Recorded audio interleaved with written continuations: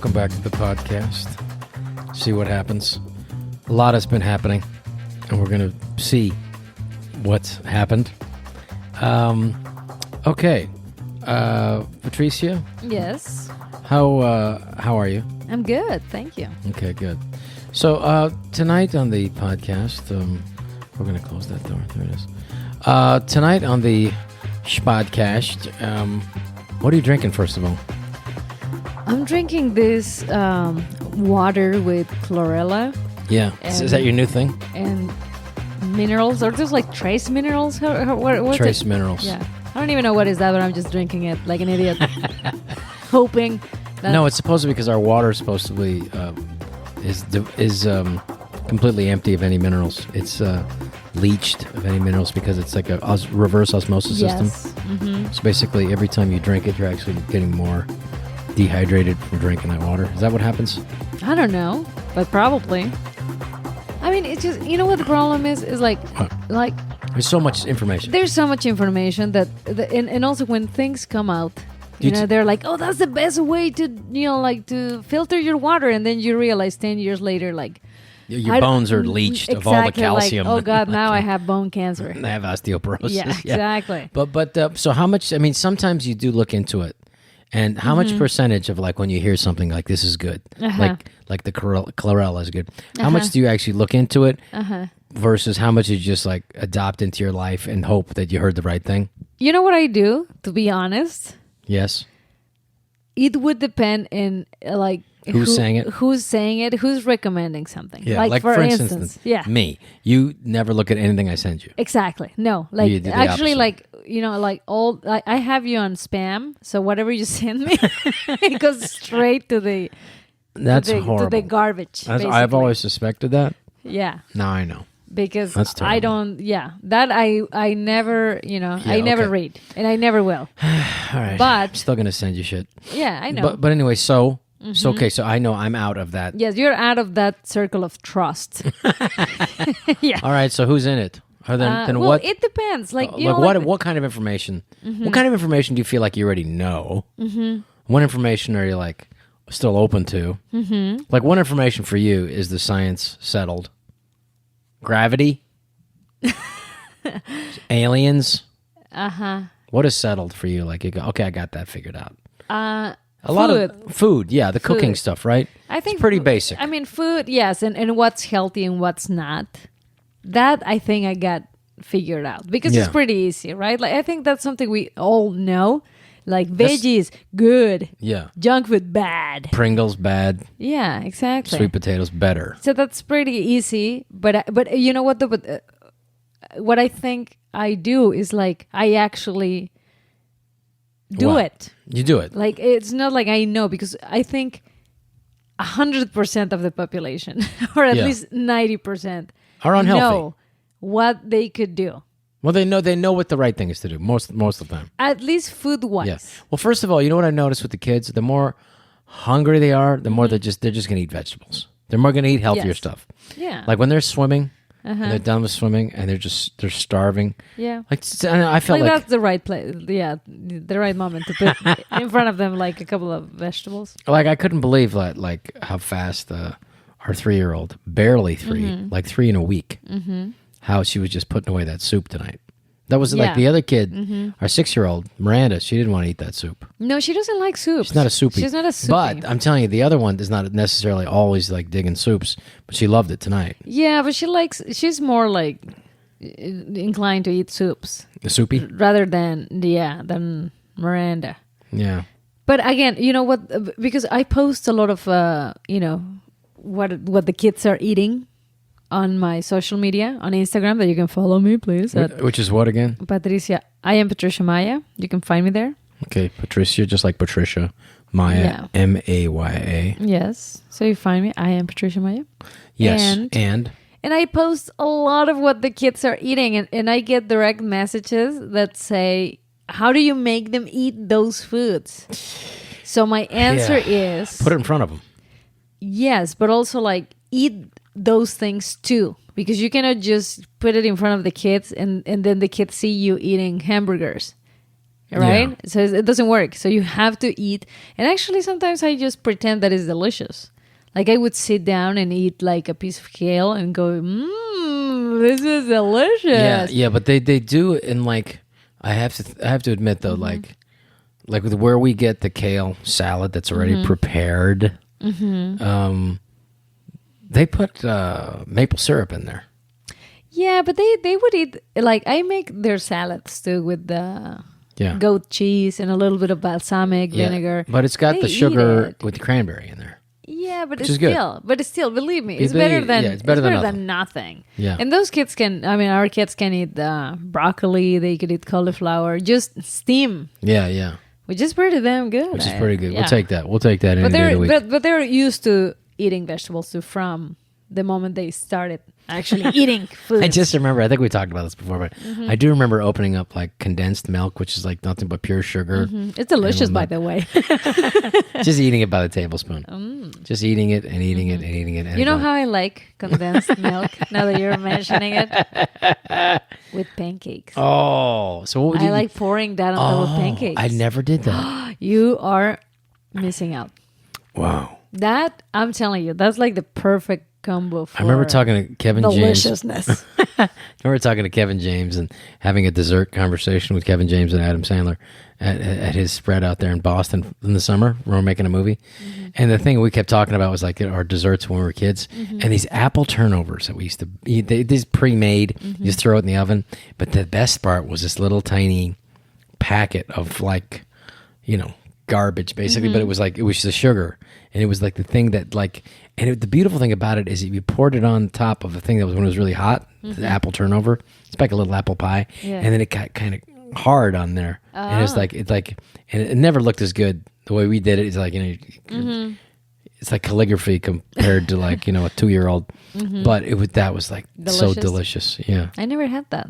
Oh, that was like, to me, that's what I remember. Like Yeah, but you know what? But again, like we know those things are delicious. Okay, but we don't eat them anymore, right? Right. I mean, that's something that we have been, I think, consistent about. And I do think though, it's shittier now than it used to be. I do think, like, I don't know if everything had corn syrup back in the 70s or late 60s. I don't know. You know why? Because I wasn't born yet. Yeah, you don't know that. Okay, so food, you feel like you got that down. I feel like I got down. Okay, but like, other stuff. Other stuff like thinking of, emotions are linked to illness. Yeah. I believe that too. I feel pretty good about that. About like that, you adopt that as part of your... Yes, I like that. Form. If someone is talking about that, or like, I go like, fuck yeah. That's some of your foundational thinking. Yes, okay, you've adopted that as part of your foundation. That, yes.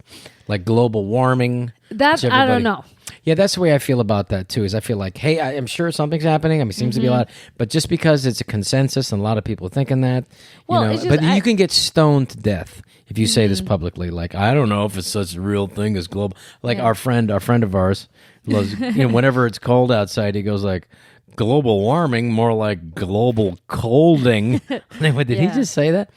But I mean, I just don't know. I don't know unless you're measuring anything about it. Yeah, I know. Unless you're the way I look at it this way, I think you could think that there's a lot of people saying that, and we should probably do less fossil fuels. That just makes sense, But I unless you're out there measuring the Arctic cores of the ice cores, where they take a fucking drill and they go down several hundred feet. How do you know they're not doing it? Like, probably they are doing it. No, they are doing it. I'm just saying, unless you yourself is doing the Arctic core, you know what I mean? Then I think you could be cocky and go, who's these assholes? No, but you can, I mean, I believe if they say that, but also like, some of the stuff that I've heard about the global warming, not like this is going to be the the topic of our podcast. Suddenly it is. Yeah. No, it's just that I've heard that, like, some of the measurement that they did over the last century, and they would measure it at certain times of the day or a year, and they wouldn't be consistent with it. So therefore, it's not an actual measurement unless there's some consistency to it, unless there is some balance to it, so you can really look at it. So in other words, it's like cherry picking data. You can go, okay, this. Yeah, well, this doesn't help us. Well, then let's not use that. Let's use this. Oh, this is the finding that we're looking for. So, I don't know. I'm just doing a podcast. Exactly. What do I know? I was going to say... I'm performing at comedy clubs this week. What do I know? When I said I don't know, I didn't mean like I don't believe it. I meant I really don't know. Like I really have no idea. Like Okay, so I that's haven't not looked part of into your... It's not I have zero knowledge about it. Okay, Seriously. good. Most people won't admit that though. Like there's like a 16-year-old running around the planet, meeting the heads of state, and everybody's meeting her because she's young. And I don't mean to demean her or whatever, but I do remember like when the Khmer Rouge in Cambodia put 16-year-olds in charge, they seemed to have no empathy about killing everybody that the people wanted killed. So anyway, I don't know. I have zero, So knowledge. that's not part of your foundational It's thinking. not part of my foundational thinking, but I do believe that we should take care of our planet. Oh yeah, absolutely. I believe that. Regardless My thinking is this. I anything. feel very much up until that new car that we bought. I was very much an environmentalist.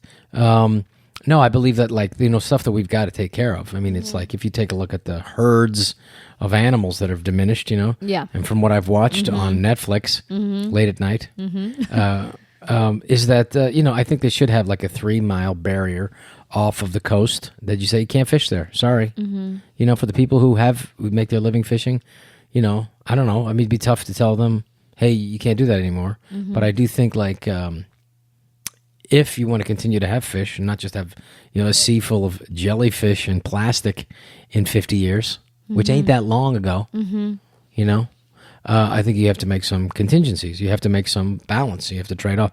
I don't know. At the same time, like everybody's the big thing and everyone's talking about is healthcare. I always think like it's illness care, it's disease care. We should get healthcare would be healthy care. In other words, get everybody healthy. So people who really needed healthcare, I mean, people who were sick care, if they're sick, we could afford it because most of the people are healthy. Most of the people are sick. Yeah. So so we're paying for this really, really expensive thing, and it's really tough because it's also like the end of life care. It's like literally you can go not spend a dime for a doctor, but like the last 2 months of your life it could cost millions of dollars. Like no, we gotta try this machine that goes ping or whatever, and then this surgery will keep them going for another 45 minutes, and then we could do this. So if we give them this radiation, this chemotherapy, it seems to be lopsided, and like we have to if you're going to have a system that doesn't bankrupt you. In other words, if you do have like the big question that's happening now in all the political brouhaha is like, well, universal health care. I mean, let's just, who's going to pay for it? Well, it's free for everybody. The universe, yes, somebody will absorb it, and everybody comes over. We'll just pay for theirs too. And I do think like, I think it's affordable if most people were healthy. Most people aren't, and the end of life care is like, but it's kind of hard to say, listen, we're going to do some cutbacks here. What does that mean? I'm just saying like to say to somebody, hey, we got to cut back on some of this healthcare costs. So I'm sorry, but we're not going to be able to help you this time. Next! It's going to be tough to... of course. Where do you cut it off? Where's the humanity? And yes. You have to think... No, you can't do that. So what do you do then? I don't know. What's your answer? My answer is this. I don't know. What's the humble opinion of the... The humble opinion of the Mexican? Well, this is a bigger problem that Yeah. we all think, because we can...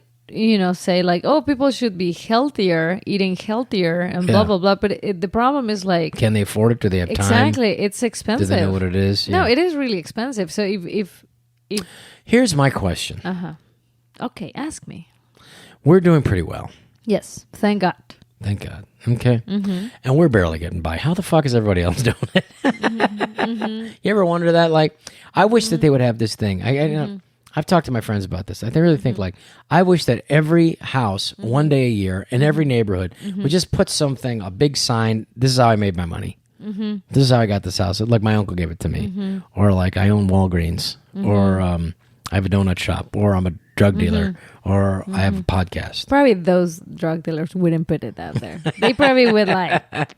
What if you just had like, and we won't hold it against you, amnesty free explanation how you made your money day. Kind of catchy. Interesting. Okay. Okay. So yeah, I don't have anything else behind that. Okay. Should be interesting, right? Well, I don't know. I mean, how do people get by? When you find out like there was this big thing or there was like Katrina, which is like this disaster that happened, and then people discovered, like, because you don't want to know what's happening with these people. I don't know how they survived. They literally were like, well, we'd fish on Tuesdays and Wednesdays, and then we go to our grandmother's house, and then and then they were living on $100. Yeah. But they were. And that they were subsisting. They would find a way to get by. Because we always can do that. Like, I think we all have the ability to do that. To figure it out. And this is coming from also someone that was born and raised in a third world country. Not very far from here. Yes. So what is this country for again? Me, Mexico. Mexico. Oh, that's right. You're from Mexico. I'm Mexican. If you haven't noticed my accent. No, but believe me. I mean, there's a lot of poverty in Mexico. There are like a lot of wealthy people. Yes. But poverty is ridiculous. However, people eat. They survive. And they work. And they work. You don't see like, I don't see homeless Mexican people ever in Los Angeles. No, but look, I'm sure there are. Yeah. But I'm talking about Mexico specifically. Yeah. Like in there, there are certain things you can do. You can eat. At least, you can go to the farmer's market and get some, vegetables or something we have in Mexico that I think is not helping here in America is the fact that you guys waste too much food. I agree. We're very wasteful. My mother was always cognizant about that. But even in the grocery stores, in Mexico that doesn't happen. Like, you don't pick your own. Like, you don't go, let me squeeze 20 of these apples and I'll pick the ones I want. But not only that, but like, you know how many food, like vegetables and fruits that rots. Yeah, but even not even that. But if they're not beautiful enough, like if they're not perfect looking, they will go to waste. Yeah. And they don't go to feed homeless people. They don't go to feed even animals. No, that is just like unbelievable waste. Wasted. Yeah. And that doesn't happen in Mexico. That's what I'm saying. Like, so what happens? What happens in Mexico? No, that food gets used. Yeah. It goes to someone. Okay. You can buy it cheaper. You can do see, like there are like different. You get an imperfect apple store. Yeah. You're like, I want an imperfect apple. No, but people can have access to it. Yes, and it's food, and it's good food. Yeah, so I feel like that's what is lacking here. I know, because we have these assholes and these regulations, these regulatory bodies that forbid. I mean, this is how disgusting it is here in America. Is that you'll have like food thrown out at a fast food place, and then you'll have one worker will come out there and pour chemicals on that so that nobody can climb in there and eat that. Not that you'd want anybody to climb in there, but the fact of the matter is they have to make sure that it is unedible, thrown out because of some regulations or something. It's just like, it's crazy. I mean, it's the fear to get sued. Yeah. That's also the problem. Like, that's why, that used to be my job, by the way. I'm just kidding. No, throwing chemicals on the... But no, I've worked at fast food places before. But, yes, that's another thing, because we're such a litigious country. Yeah. I mean, I think if that changes, like being less concerned about being, sued, but more concerned about actually helping people, having a little bit of compassion, that would help a lot. Yeah, I agree. Seriously. But anyways, that's something that I feel so what else? About. What else do you have? I don't know about aliens. Okay. And other, I do. In life in other I do. They're not real. Planets. That's not real. They don't exist, except the only life in the universe is here on Earth. I know that for a fact. Why? That's how you feel. It's just there's too many things. It's the only one. Do you know what I feel like? a little. A lot of people would get jumpy and angry there, but you didn't bite. I don't care about extraterrestrials. I don't either, because how does it affect me really? I don't really. But I was just over at my friend David Drew's house. And he was like, he had it on the TV, and he's like, he's convinced that it's another thing our government's lying to us about. And I said, well, that's the one I want them to lie to us about. I hope they would lie to us, because I don't want to know about aliens. That's going to take up too much of my day, and what am I going to do with that information? Yeah. That's one, that's one the government, if they lie to us about that, they're doing us a favor. It's like, thank you for lying to us about that one. Yeah. Okay, about poisoning our water and poisoning us and slowly killing us and dumbing us down and putting fluoride, which makes everybody dumber, which has been proven now. And that one I don't like.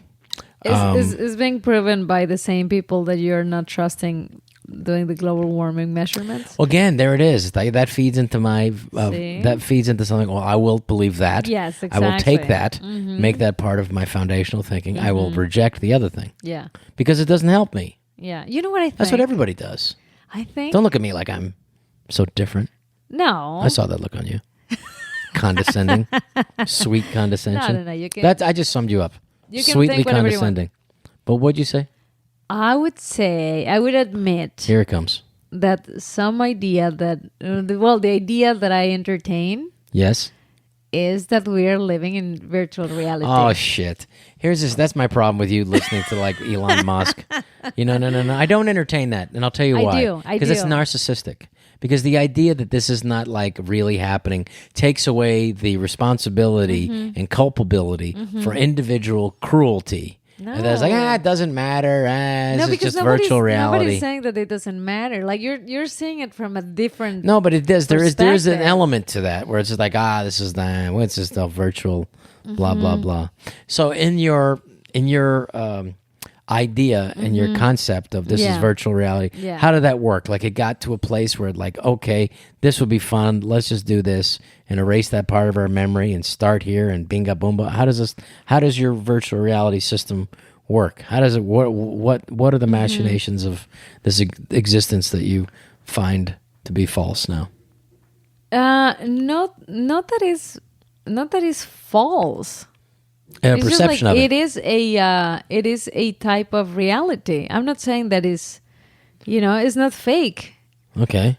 It's just a virtual one. But what do you mean by virtual then? Like it's not so virtual to me means it's not real. It's happening on another sphere. No, I think it's which takes away the culpability again. And the responsibility. It takes it away from you because probably that's your own interpretation. I don't even go there.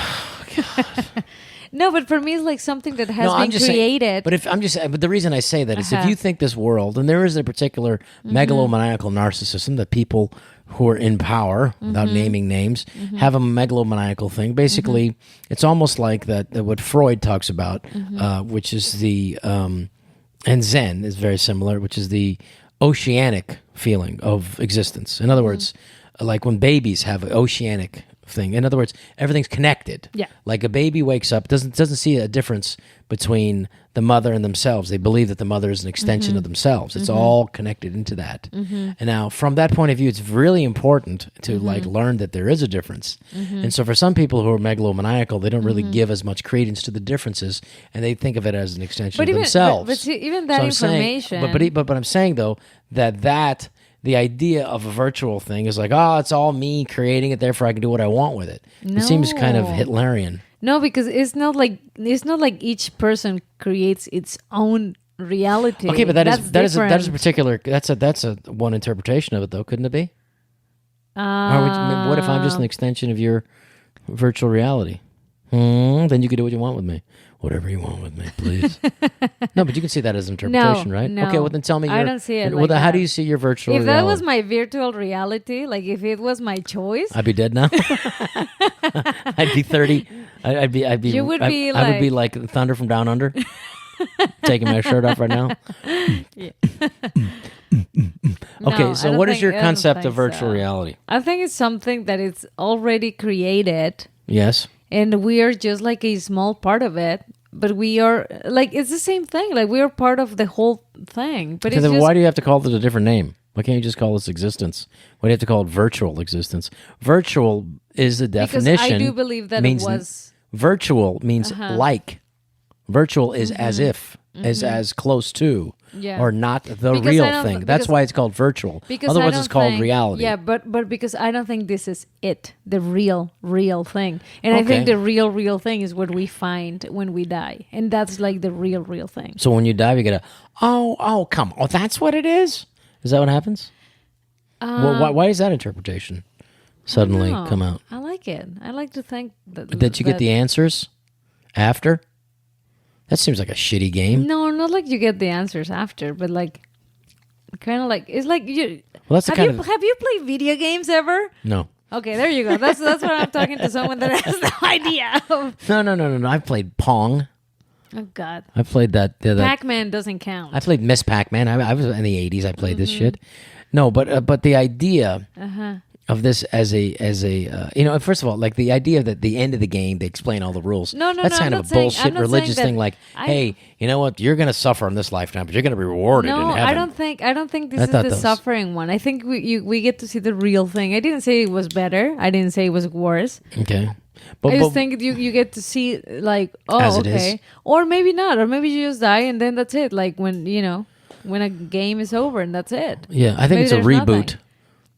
Yeah, maybe we're just like iPhones, like when you change your iPhone, like the whole thing gets nobody cries when an iPhone dies. Yeah, but it gets erased from one phone, right? Well, some people and then it stays in the cloud. That's what I believe. Like reincarnation. Yeah, but I think reincarnation is a reset. But I think it's from another reality too. Well, another reality meaning what? I mean, like for me, I think like the best thing I ever heard was like, the idea of starting over again is when you like on your phone clear memory. Because why would you want to bring memories into it? Start over. It's fresh. It's exciting. Seeing our little girl, like just, seeing Madeline just opening up. But do you believe in reincarnation? Yes. Okay. And do you believe like in that some people can actually remember some stuff from their past lives? I wouldn't exclude that as a possibility, but I also think the mind is incredible. Then it doesn't get completely erased. Yeah, I would say like just like there are shadows, or I should say, what do they call like the Big Bang there's like an echo. I think that there's a like proof of the Big Bang is like there's the vibration. I think everything that exists, everything in the universe, is a series of vibrations, and with that are not constant vibrations. In other words, like there are. So it depends on the batteries that it vibrates or doesn't vibrate. It's a vibration, but it is not constant. It has. What do you mean it's not constant? It's a vibration, but it's not like going like it's not like a sound like a. It's like. I mean, there's like it gets broken up. I'm just saying it's like it's not a constant flow of something. I think it's a combination of things. I don't think. Sorry, what are you talking about again? I'm talking about the existence. Oh, okay. All existence is a vibration, and it's a pattern. I started singing a mariachi song in my head. Sorry. Which one? Through all that Which information. one? I was in my head. Mariachi Loco? When you were when you were talking, I was just like La Viquina. Sorry. Life existence is a pattern, and patterning a pattern doing a pattern doing a pattern, and it is a flow of a pattern that can change and is not just one. It's not like one sound; it's a sound wave. And ups and downs. That's something you feel very strong about. That is a pattern. That's my foundational thinking. Yes, it's a pattern. It's very much so a pattern. It's a pattern doing a pattern doing a pattern. It's a constantly changing, constantly moving, and changing. But it's a pattern. Everything. But a pattern is something doesn't change. Actually, no. Pattern depends on your perception of the pattern. In other words, I'm sorry, it depends on your your perception of the pattern is a pattern. No, it depends on the pattern. That's why it's a pattern. No, but the otherwise pattern, it wouldn't be a pattern. Well, there's two sides to the pattern. There's like goo and there's like waves, okay? Which is like there's particles. Yin and there's yang. Yes, there's particles and then there's waves, okay? So there's actual substance and then there's like and so the difference being the is not a pattern. Well, the difference is your perception of how you see it. It's your like, for instance, if you take a look at a newspaper, close up. What is that? With a magnifying glass. What is a newspaper? If you take a look at a ink, well, it's written on ink and whatever. You look at it like let's say a picture on a newspaper. Let's take a look. I have one right here. Okay. Let me grab it. Okay. Oh, look, it's a picture of me. Who knew? Who knew I'd have a picture of me in here? Now, if you take a look at this, it's a picture of my face here. Inspirado in Mexico. And now, but if you look at it under a under like a little under the microphone, let me use my under a microscope. If you look at it under like a magnifying glass, it's going to be it's going to be a different pattern. Yeah. But the pattern comes together to form a shape of what you see. But if you look at it from different magnification, it's going to look like a different pattern. But they're both correct depending on how you're looking at it. Too close or too far away. Okay. So that's everything in the universe. I just explained everything. Everything's a pattern. I just proved it. No, see, that's how I think we're like part of the. No, it's a virtual pattern. reality. No, why is it We're a bunch of pixels. That's what we are. Well, that's what I just said. And that picture is pixels. But do pixels breathe? Yeah, we are breathing, aren't we? I don't know. I think you like the idea of a machine because it gives you distance away from emotion and feelings. Jesus, no, it's not that either. I think You don't think so? I think you're just projecting on me everything, everything you feel. Like first it was like the cruelty and the being, getting away with it. Now it's like the lack of emotions. I think we should get you a therapy or something. I think you need the therapist more than I do. You know it because you think this world is just this emotionless. I don't feelingless think that. Place See? Where nothing really matters because it's all virtual. No. See, it's just you know what I'm gonna do seriously for Christmas. I'm gonna buy you video games. I thought you were gonna say you're gonna buy me lunch with Elon Musk. No, I'm gonna buy you video games, and I want you to spend some time playing those video games, and then you'll realize that I suck at video games. Not only that you suck at video games, but you're gonna realize how it's not that different from this. But that's like saying life is like a movie, with the boring parts. Movies are just life with the boring parts cut out. So how is it like life? I mean, it can it's a video game. I don't know. Let me just buy those for you. Just so you can play with it? Again. Yes. Because I'll get frustrated and I won't be able to play it. I know. I love video games. I haven't played video games in a long time. But why do you like video games? It's just fun. Okay, but that's a reason to do it. Yeah, what other reason? I would do it if it's fun too. It's fun. It's exciting. Like to go win, through this to get to the next level. Yeah, exactly. Okay. I love and I love from the the very simple ones like Mario Brothers. I love that. I know that's simple for you. I love it, but it's so much fun. And I know it is fun. Yeah. Well, those guys that we go and hang out with. Game Grumps. Those guys are awesome. Oh, they're awesome. I love going there. Yeah. We should go back. Yeah. Playing with them. Yeah, Last time good at that. I know because I liked it, but again, you kicked their ass every time. I was a huge. What was like your favorite game? I did Mortal Kombat for a long time. Oh yeah. You kicked their ass. I finished that video game with every single character. How much time did that take to get to that level? I don't know. I think I spent like a couple of hours in my childhood doing that. Yeah. How old were you when you were into that? Probably like when I was really into that, like 12, 13. Wouldn't you be worried though, like if like Miranda, you can just see, our kid who's going to be 7. My parents didn't know that I was playing that game. Because you saw like her eyeballs when she watches like the TV or she watches like the iPad. She's just like a zombie. Yeah. You know who she reminds me of? You when you're on Twitter.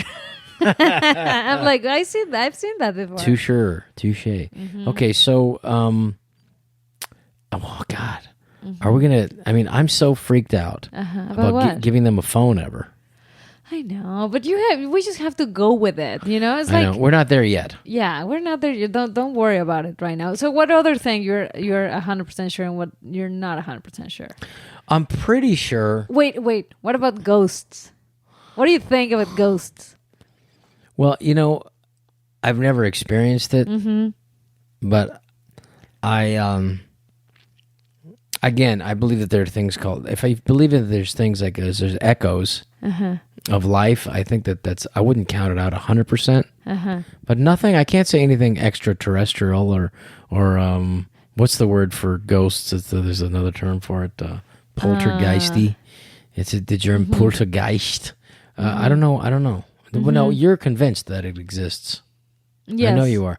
So why can you be this? But I am not anymore. You're not convinced? No, I'm not anymore. ¿Por qué? I think it's just... it's just people's own neuroses? I think so, yeah. I think it was... You know what I think, to be honest? I think like... It's people's own fears. No, not only fears, because you don't only think in ghosts for, being scared. Sometimes people think in ghosts for someone that they lost and that they loved very much, and they think they come and visit them. Well, there's a very beautiful movie called Truly, Madly, Deeply that I thought was like such a gorgeous movie because this woman missed her boyfriend who died, her husband that died so badly. Alan Rickman, who has died, by the way. Juliet Stevenson played the role. The beautiful movie, truly, madly, deeply. And she missed him so much he had to come back as a ghost. Yeah.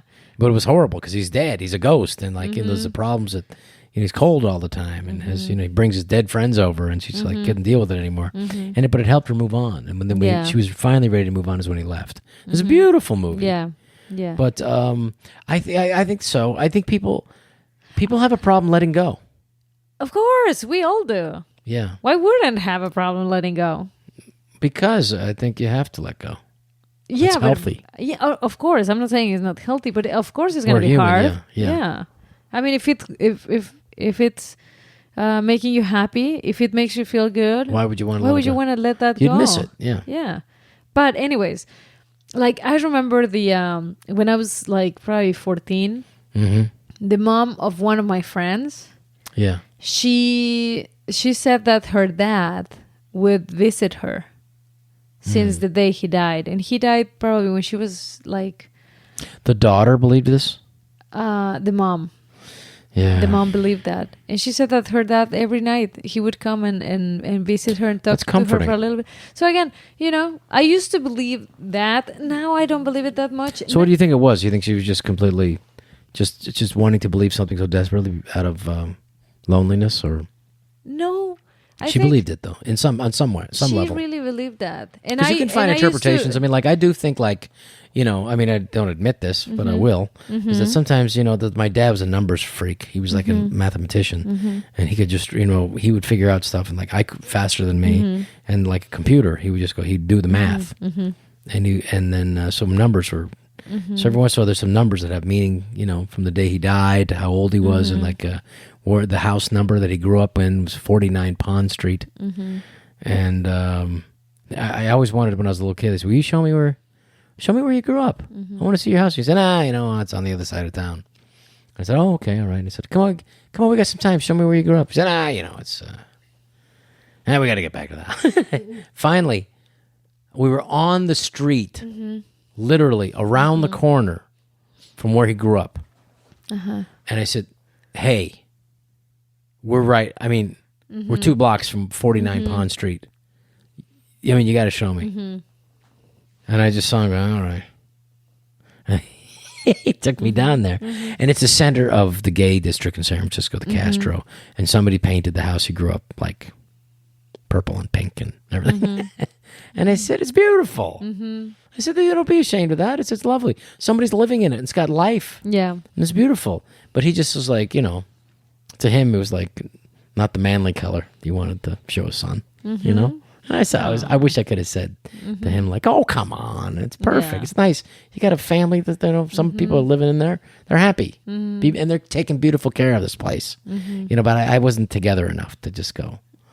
I didn't figure out like what until later. I was like, And maybe that's not, and that's your own interpretation. Maybe it even was something else, not even the painting. No, it was definitely was pink and purple, and yeah, I think it was. It had something to do with like his own interpretation of what that was, what that meant. I don't know. That's what you could think. Yeah, no, I could tell.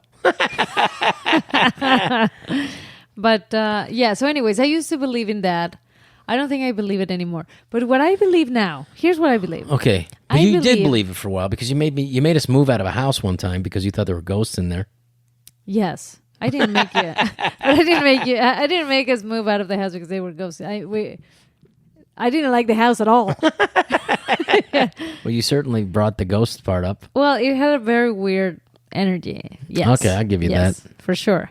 But no, but yes, dear. If you let me say this, yes, I believe that everything that people, whatever it is that people believe, yes, it really happens in their lives.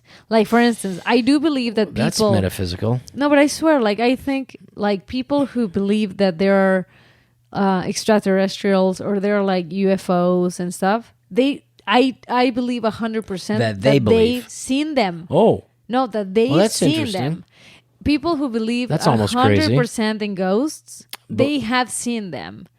Like in their each head. one. In their head. I don't know if in their heads, but No, it's but like that doesn't. Then you're saying in like it's our own interpretation of things. Maybe like maybe there But was I just something don't. else that they But thought our it own was a interpretation ghost. of 3 + 2 doesn't equal 6.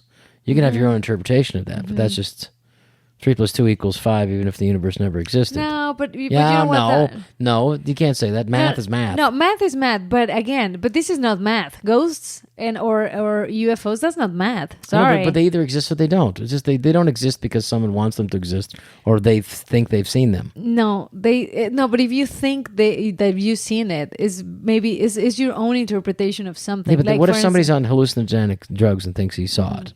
Does that make it real for him? Or does it make it real for us? Let me tell you something. When I was probably like 22 or 23, Yes. I went to this big outdoor concert Yes. with electronic music. Yeah. And I was helping this guy who was trying to put together a documentary Yeah. about this is ridiculous, but Okay, here it comes. But Waiting 10 years to get this piece of information out of you. no. This person, and I say it's ridiculous because I don't believe that, but this person really believed that people could communicate with extraterrestrials through electronic music. No wonder you didn't tell me this. I know. Good Lord. And you were that high and you believed it? No. I wasn't even high. Seriously. No. But this is like real, like. But most of the people that we were interviewing, because we were like recording all this, right? Sure. Most people who were interviewing, they were high. They were doing acid. Yeah. Well, I believe that there's an opening through hallucinogenic drugs, LSD, where there is an opening to a different reality that exists that we're not privy to. Well, let me tell you something, Mr. Schneider. I'm open to it. I'm open to different interpretations. The only thing they had... different screens of perception. The only thing that everyone of them said was what? Was consistent about is that everyone had seen a UFO. Everyone in the concert, or like they would seen it. The same UFO?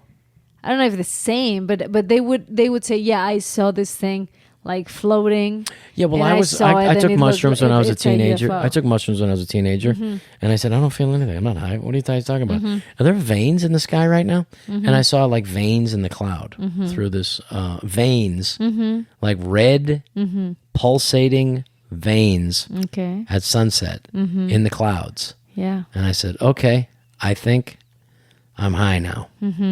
Did that mean that those veins in the sky? Just because I was seeing it at the time? Maybe, but maybe we just can't see them, and that's your own interpretation. Well, here's the thing. That's interesting you bring that up, because your brain has to interpret all the information that it takes in. And the places that it doesn't have information, it fills in. So, for instance, everything... And it fills it with the information that you have on your own belief system. That's true. That's exactly right. That's why I believe First of all, that let's back up a little step. We have like... you take in the information. First of all, we see everything upside down, and then the brain flips it right side up. And that's just the beginning of the brain's screening of his information. These different screens of perception to make sense of stuff. First of all, we do it from the perception of myopic. In other words, we put more emphasis on the stuff in the front of us for our own safety and for our own security first, before we look at the front of the stuff as opposed to the background. And so we see the trees for the forest, the trees for the forest. So, but it's for our own safety. But our brain makes too much of it, so therefore we're not seeing the whole picture, as it will. So the brain does pick up stuff. So going back to your theory about this is that unless, and it goes back to a theory of teaching, unless you know something, you can't learn it. Okay. Unless you have some concept or some piece of that puzzle. Unless you have, in other words, there's nothing you can be taught that you don't already know intrinsically. Does that make sense to you? You can't, in other words, the same way, there has to be something you already know before you know it. In other words, you can't learn something you don't know already. There's that real concept. In the same way, you cannot see something unless you have an image of it. Like, for instance, if you ask anybody... That I believe. In other words... not the first part, the second part. Well, the perception is this. Like, for instance, if you ask a kid, you can't imagine drawing something without eyeballs, without a face, something that their own imagination, something outside their imagination they can't think of, can't perceive, it doesn't come in.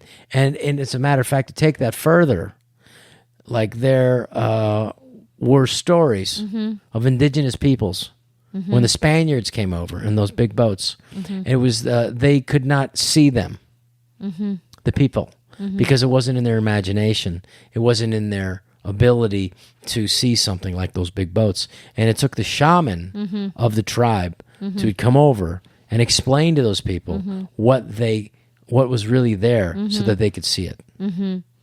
It's a 500-year-old story. I don't think they didn't see it. They just didn't understand it. Well, they didn't understand it's the same thing.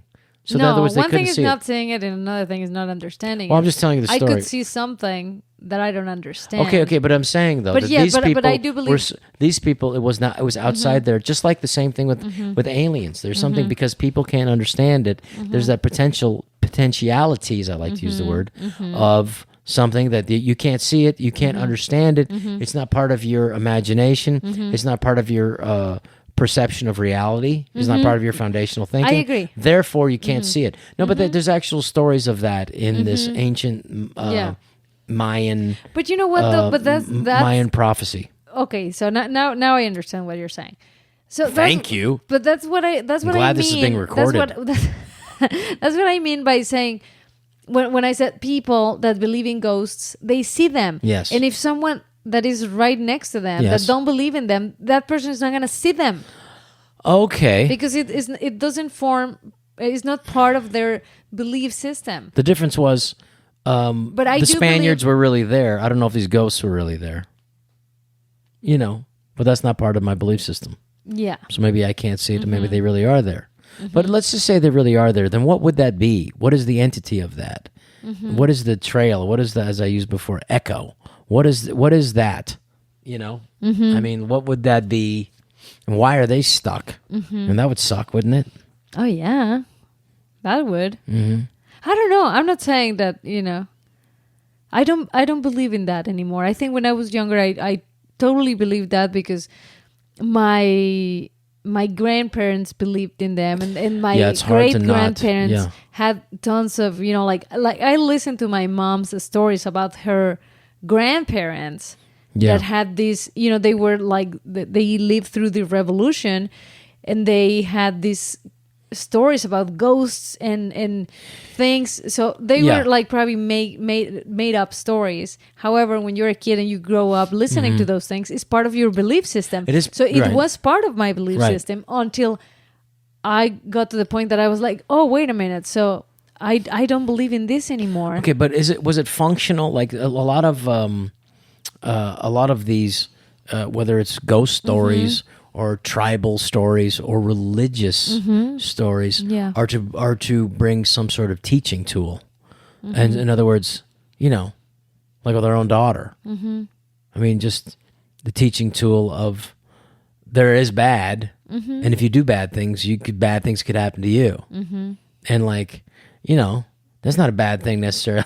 I mean, there's like good and bad to everything, but like teaching our kid this not it's a fantasy, but the idea that there is bad, and if you do something really, really, really bad, that's going to be really, really bad for you. Yeah. The concept of hell, there's a usefulness, which could be easily mocked and laughed at or whatever. But I think just in I'm not an atheist at all. However, you have to question everything. But I believe that it's pretty logical, and I just want to throw that lightly. But I just feel like it's very rational to say it's illogical to just say there's nothing, it doesn't exist, and once you're born, once you're dead, you're dead. That's it. There's no science behind that at all. I mean, I do think it's easy to say, and it's true. Like if there is such a thing as kindness and empathy and love and compassion, it's because you found it in other people. Because it's endemic of a world. There's no science at all about there's no life after that. Yes. But there's no science at all about that there's life after that either. No, there's not. But I'm saying though is that if there is such a thing as love and kindness and compassion and empathy, it's because you found it in other people, because it's endemic of a universe that makes that. It doesn't just come from anything. So it's like the idea that's like, once you're dead, and that's it. There's nothing behind that. It's just this theory is just as silly as any religious theory that you could make up. Yeah. I mean, so I don't find any credence to it. And I like to say, like, if you're driving through a fire like we had a year ago, driving through a fire through a canyon, like out here in Malibu, not a lot of atheists driving through that fire. They were all praying to God, please God help me through. None of them were saying, soon I'll return to nothing. Yeah, absolutely. So, but I also find, like, it's comforting. It is comforting, but I don't think it's just comforting. I think that there is, there's a search for meaning in man. There always has to be. I mean, if you look back at any, whenever they find like some bones in in Europe that was part of the Ice Age or something, they didn't just find like, some deer carpet, deer skin or whatever. They found like a little satchel of like. The guy had some bones and some rocks in there or something. They just, they're looking for something. They want a connection to something. They didn't just, throw the bones away from the relatives and the other tribesmen. They made a ceremony, showed respect to that. So that's pretty a connection to this. That there has to be some connection to it. It can't be this just meaningless thing, And I remember I had Dr. Palmer from Oxford, who's my philosophy professor. He said, he's a complete atheist. And he's like, people are always amazed. They go like, oh, look at this. And he took a piece of chalk and he threw it behind him against the chalkboard. And he, look at that. That's 1,000,000 to 1. There's got to be a God. Look at that. He was just shit on all of us who had any belief at all. And some organized or some creationist tendencies, but I don't find that there's a difference. I don't find that I don't find it in conflict. The fact that it's some sort of evolutionary thing that's also planned, and it's also a plan that's evolutionary, or it's just I don't feel like you have to define it as it's just one particular way and that's it. I think it's very fluid. And it's fluid in a way that you're never going to completely understand. Just like, you're not supposed to say the name of God or Yahweh. It's just whatever. It's it's the Chinese call it the void. It's the idea that it's the undescribable. You can't know what it is. It's the thunderous silence. What is the essence of everything? Right there, the thunderous silence, and well, you know what though? I think there are certain. I mean, there's a bunch of things that we cannot explain. Yeah, like for instance, like one of my cousins. We know less than 10% of any of anything. I would say exactly. That's why That's what irks me when the science is settled. We now know everything, so go back to bed. I know, but even everything that you believe, probably none of that is true. Wow, I take that very personal. I don't know how I not, but you're saying your cousin, like one of my cousins. Here it comes. Finally, she had. I didn't know you had any relatives till now. Just so we know, she had this experience with this drug that she tried. Right? Drug. Uh-huh. Yeah, I don't know how to pronounce it, but drug. Okay, drug. Drug. What it drug? Was this thing that it's called like like it's kind of like ayahuasca. Ayahuasca, sure. It's similar to ayahuasca. Is that like a mushroom? I don't even know what it is. You guys lick frogs down there, right? And you go barf, and then you see stars and shit, right? No. I don't know. I don't know who you are friends with. No, but there's like a poisonous frog that's. It's a poisonous frog that they take out the poison. That's in Brazil.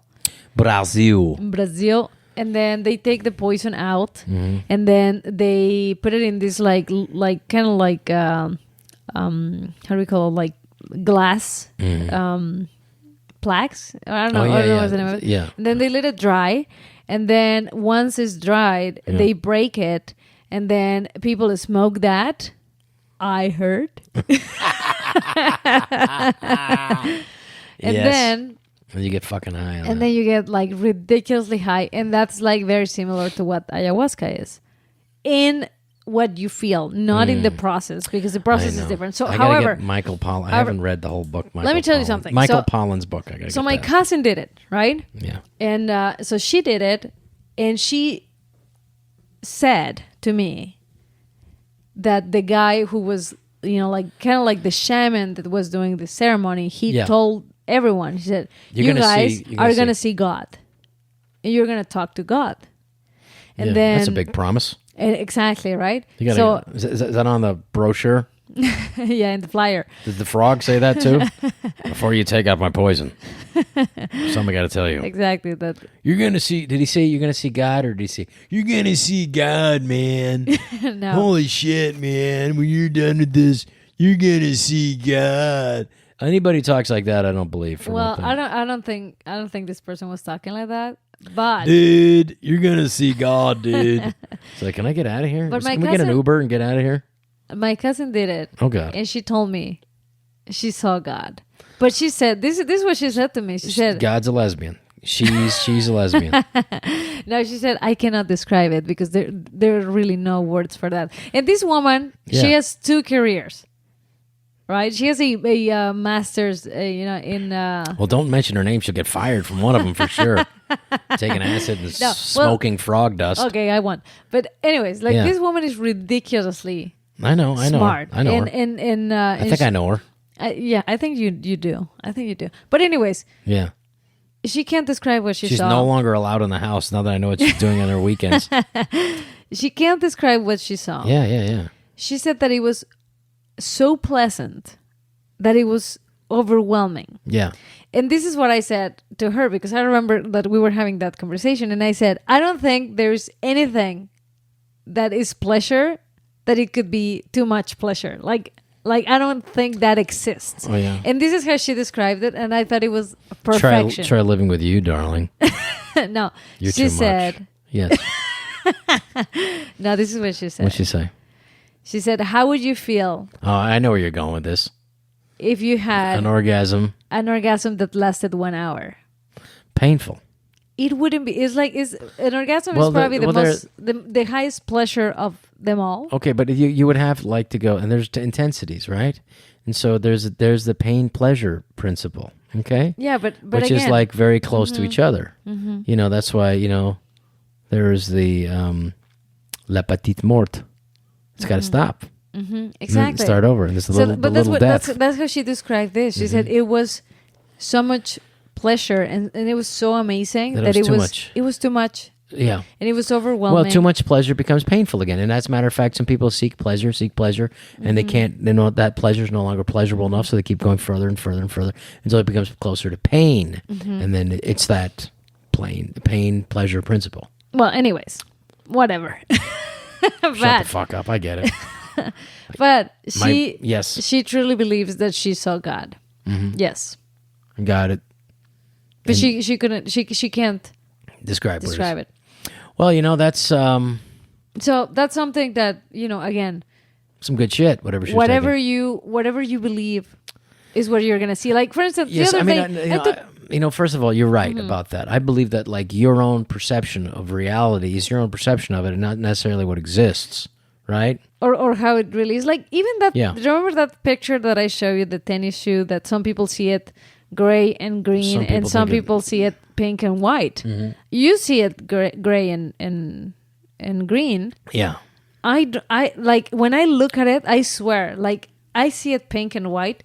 And for me, it's incomprehensible. I can't believe that you don't see it pink and white. Yeah, that's the way our political system is right now. People who are seeing it gray can't believe people are seeing it white. Mm-hmm. Those who are seeing it white can't believe they're seeing it gray. When the truth of the matter is, they're both right. Mm-hmm. Exactly. Yeah. So the other day, I took Miranda. There are no such thing as black and white. There's no such thing as, it's all gray, and it's gray, and it's also a rainbow, and it's all happening at the same time. Mm-hmm. And every interpretation is correct, depending on your particular knowledge and viewpoint. And it's like the theory of relativity. Again, it's a train and it's moving, right? Yeah. These guys are playing ping pong on it, and it's going about the ball's going 6 to 12 miles an hour, right? But the train's moving at 12 miles an hour. So which one's correct? Is it going 6 to 12 miles an hour, or is the train going and it's multiple of that? So which one's correct? Depending on your perception, depending on where you're standing, depending on which you're one standing inside or outside. Oh yeah. So again, they're both correct, but that's relative again, isn't it? Everything is. Everything's relative. Yeah. It's relational, sure. Yeah, but everything has to do with your own interpretation. Everything. It does have to do with your own interpretation, but still 2 + 3 = 5, even if the universe never existed. And with that, no, that's true. So some things aren't open to interpretation, I would say. Yeah. Some things I would say like there are again, it's goo and waves, right? There's like particles and waves, right? Goo, it's like it's always kind of flow and everything, and then there's the real, the stuff that really exists. So the idea is if I'm able to align my molecules with the molecules of this desk, I should be able to walk right through it. I haven't figured out how to do it yet. I haven't figured it out I would love to see you trying it. I'd like to see that. Yeah. So to sum up. So to sum up is like, please. You believe in ghosts. I used to believe in ghosts. Okay, yeah. Yes, I swear. Like I know you did. And then I don't. But you believe in anymore. But you believe that you take acid or you take some sort of frog droppings. Well, I believe you can see God. Yes, I believe in God. Well, maybe it's a name that you just called it. Like when she said God, maybe that's just a name for something spectacular and beautiful. I mean, like, the people they have to make a name for something. Like, for instance, I like to talk about like the real definition in Sanskrit for nirvana. Like nirvana. People want to put this big thing about I've reached nirvana or, zazen in Japanese Zen or whatever you want to, the Godhead or whatever. It just simply means in the Sanskrit, nirvana, to get to this place, just simply means breathe out. And I think that's the best because it's finally just taking all the problems and all the stuff you've got going on in your life that seems to be too much and finally just taking it and going like, letting go. Which, by the way, do you know that if you're very stressed out, that's what you should do? Just breathe that way. Yeah. You cannot be stressed. And then you trick your brain to think that you're actually feeling relieved. Well, you can. You can control it because that's the idea of putting the, which is yoga, which is putting the, getting the mind and body together and spirit is through breathing. And it really makes sense because you can, if you're breathing shallow, you can be stressed. If you're breathing deeply, you can't be. You cannot be stressed. It's not possible. Not physiologically. But it's not possible. But doesn't one thing like kind of like helps the other? Like if you're not capable to breathe like deeply if you are stressed out. Yeah, that's why. But you can change it by breathing deeply if you're stressed. If you're stressed, breathe deeply. If you want to stand up, stand up. If you want to sit down, sit down. But what if it's not physically possible? Well, if your lungs don't work, your capacity? No. Like if the situation is like, for instance, I'll tell you what. Let me answer your question in this. Yeah. Is that you're either expanding or contracting all day, every day, in your mind and physically. You're either doing something to expand it or you're contracting. So if you want to contract, do a little bit more, a little bit more, a little bit more. And if you want to, so that's the same thing you do mentally, the same thing you do physically. You can expand it. Yeah, but I mean, but let's talk about a situation of danger. I'm sorry, but physically, I don't think you're capable of just breathing like deeply. Like if something is happening. I mean, in the moment. Yeah, that's what I'm saying. Like physically, sometimes you see like a lion you cannot just came in do here? it. Yeah, I don't think you're gonna be like, hold on, lion. But there's some people that can still do that though. And then you can like be less. There's some stressed people out. that don't panic though. There's some that don't panic at the same place. Like I find myself to be. In sometimes when there's been the situations where you could panic, I don't know. I just find something to do. I mean, like whereas some people could be panicking, screaming. Like when there's an earthquake the other day. The other day, a couple months back, when we were with our kids. You felt the earthquake and go, okay, what do we do? I was like very calm. It's like, let's see what happens. See what happens. Yeah. But in the same way, but some you're people super panicky and other stuff that I don't think you should panic about. Absolutely. I'll panic about like a parking space. I think you panic on the useless stuff, and I think for the real stuff that you should panic, you're not panicking. And I would advise you panic in the right things. That's beautiful. That's the best description of me I've ever heard. But yeah, like sometimes like a pilot or whatever, when everybody else, like, he's okay, he's got something to do. But I think it's having something to do. It's being at the controls as opposed to just being like a passenger. There's a sense of not being in control. Yes. But who is really in control? In control of what? Like, who is in control of their life? If you really, really think you're in control of your life, you are deluding yourself. Because at the end of the day, none of us are really in control of it. We're on a rock spinning around a fireball, out in the middle of space in the suburbs of this galaxy, So I think like sometimes you don't want to see like the truth 100% for what it is, because you have to be somewhat deluded to just live your life. But you have to have somewhat of a, so there's a magical thing. Again, going back to like we're talking about atoms and like subatomic things, you can't think of life as that. And that's the kind of going back to what you started off with, which is the virtual reality thing. Sorry, I'm falling asleep. But you can't do the thing about the virtual reality thing, like, because you can get too lost and then we're just a bunch of atoms and blah, blah, blah. And I think it distances us from the higher nature that we can be, which is compassion, love, and all these other human I'm going to get traits. you video games for Christmas. All right. We will. Well, I'm glad that I finally brought you over to my point of view. No. I think you get it now. No. Okay, so you no longer believe in ghosts. And so people want to get a hold of you. How do they do it again? They do it on Instagram at I am Patricia Maya, or you can find me at I don't believe in ghosts anymore. All right, well, we look forward to your new videos. And robschneider.com, you'll find my dates. I'm gonna let me just go get them. Hang on. All right, these are Rob Schneider's dates. If you want to come see me, I'm gonna be at the Ontario Improv out there in Ontario. That's October 18th and 19th. 4 shows, and then one night at an Oxnard Improv out there, right down the street. That's gonna be October 20th. And the 24th, I'll be at the Ice House in Pasadena, which is great. Siquan Casino, El Cajon. That's October 26th. 26th October, Siquan Casino. And then Comedy Magic Club, November 6th. I will be there. And then I'll be back in a place I have not been in years, West Palm Beach. I'll be at the West Palm Beach Improv for 4 shows, November 22nd, 23rd. And then every